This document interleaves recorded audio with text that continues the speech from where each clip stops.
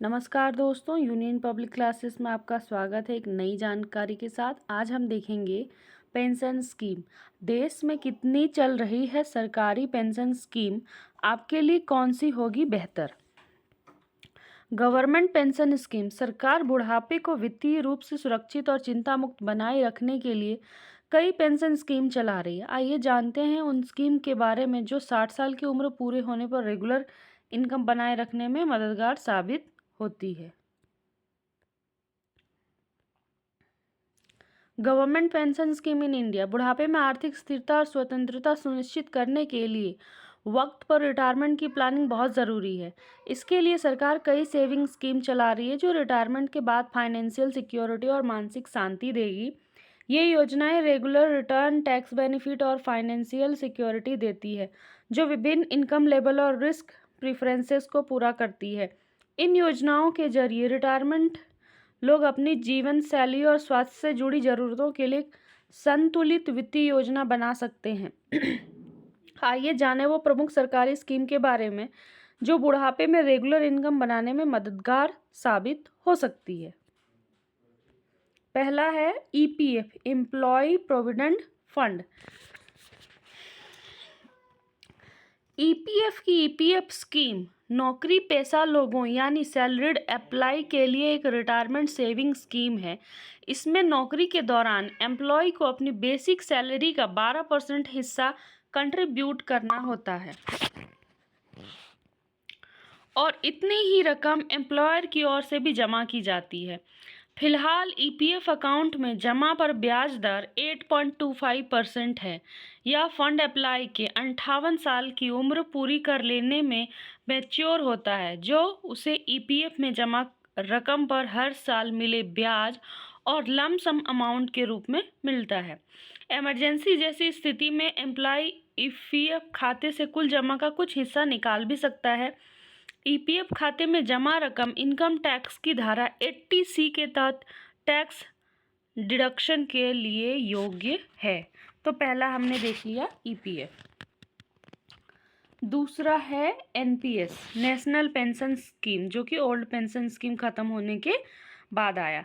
National pension system एक market linked retirement plan है जो लोगों को इक्विटी, सरकारी बॉन्ड और कॉरपोरेट डेट में विविध निवेश के माध्यम से एक फंड बनाने की अनुमति देती है।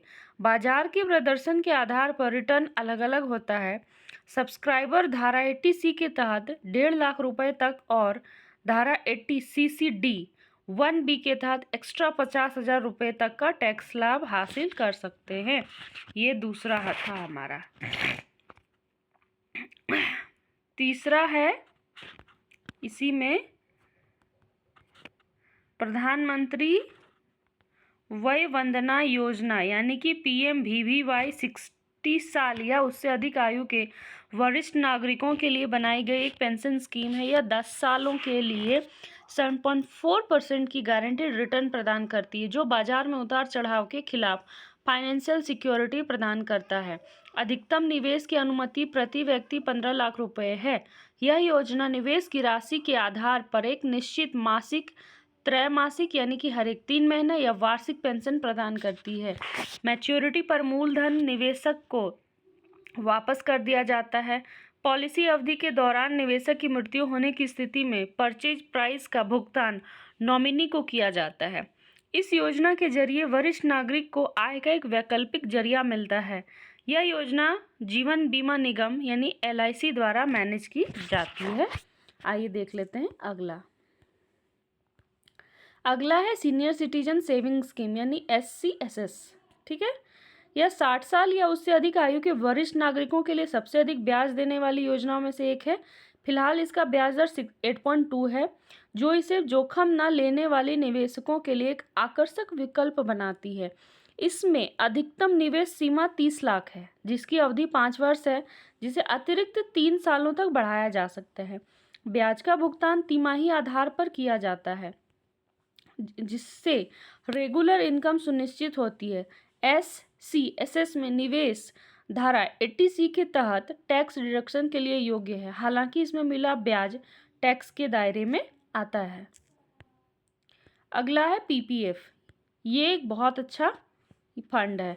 पोस्ट ऑफिस की पीपीएफ स्कीम एक लंबी अवधि वाली सेविंग स्कीम है। इसे सरकारी स्कीम में निवेशकों को 7.1% ब्याज दर मिल रही है।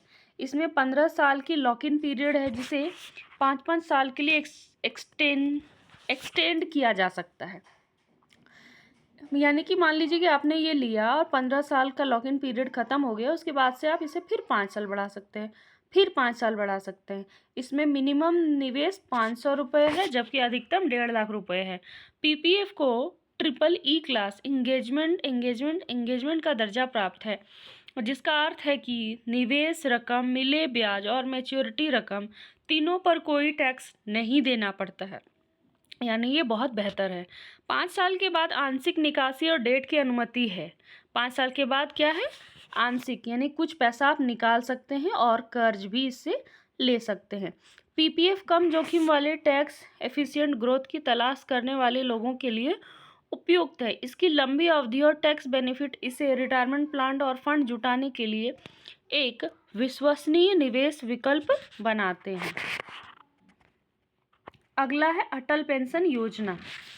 अटल पेंशन योजना का उद्देश्य अनऑर्गेनाइज्ड सेक्टर के श्रमिकों और निम्न वर्ग आय के लोगों के रिटायरमेंट के बाद गारंटीड पेंशन प्रदान करना है। यानी कि ये जो थोड़ा लो इनकम ग्रुप के लोग हैं उनके लिए है। ग्राहक 1000 रुपये से लेकर 5000 रुपये तक मंथली, 1000 रुपये से 5000 तक के निश्चित पेंशन विकल्प में से चुन सकते हैं। कंट्रीब्यूशन की राशि उम्र और इच्छित पेंशन राशि पर निर्भर करती है। सरकार 40 वर्ष की आयु से पहले जुड़ने वालों के लिए 5 साल के लिए ग्राहक के योगदान का 50% योगदान देती है। योगदान प्रवेश की आयु और वांछित पेंशन राशि पर निर्भर करता है। अब है पीएम श्रम योगी मानधन योजना।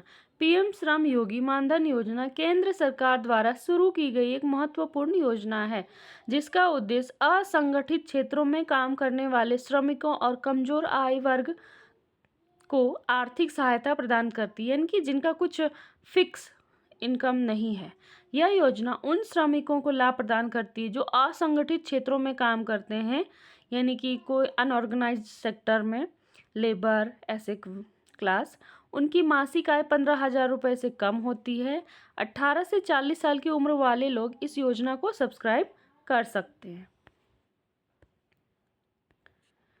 इस योजना के तहत जैसा मैंने बताया कि लेबर मजदूर है, यानी कि मजदूर, घरेलू कामगार, रेहड़ी, पटरी, रिक्शा, ठेला खींचने वाले, सिर पीठ पर बोझा ढोने वाले जैसे असंगठित क्षेत्रों के कामगारों को बुढ़ापे में पेंशन देने का प्रावधान है। ध्यान रहे, योजना का लाभ तभी मिलेगा जब परिवार का कोई व्यक्ति सरकारी कर्मचारी नहीं होगा। ठीक है, यानी कि उसका फैमिली मेम्बर में कोई भी सरकारी जॉब नहीं होगा। पात्र व्यक्ति ईपीएफओ, एनपीएस और ईएसआईसी के अंतर्गत कवर है तो उसे योजना का लाभ नहीं दिया जाएगा। इसके लिए अंशदान बेहद मामूली। अगर आप 18 साल की उम्र में जोड़ते हैं तो 3000 रुपये पेंशन के लिए आपको हर महीने 55 रुपये यानी सालाना 660 रुपये का योगदान करना होगा। 60 साल की उम्र के बाद आपको हर महीने 3000 रुपये की पेंशन मिलेगी। अगर आपकी मृत्यु हो जाती है तो आपके जीवन साथी को 50% पेंशन मिलेगी। यह योजना LIC के अंतर्गत संचालित है। यानी कि इसमें क्या है कि पहला तो यह है कि एकदम लो इनकम ग्रुप जो मजदूर, लेबर, बोझा ढोने वाले हैं उनके लिए है। ठीक है, 8 साल के बाद जुड़ सकते हैं आप। इसमें एक चीज़ है कि आपकी फैमिली में ना ही तो किसी का जॉब होना चाहिए, ना ही किसी स्कीम से जुड़ा हुआ होना चाहिए। अगर आपको 3000 पेंशन चाहिए तो उसके लिए आपको 55 रुपये हर महीने अंशदान करना होगा। तो ये यहीं तक था। आगे के लिए आप चैनल को शेयर और सब्सक्राइब करिए, लाइक करिए। Thanks for watching.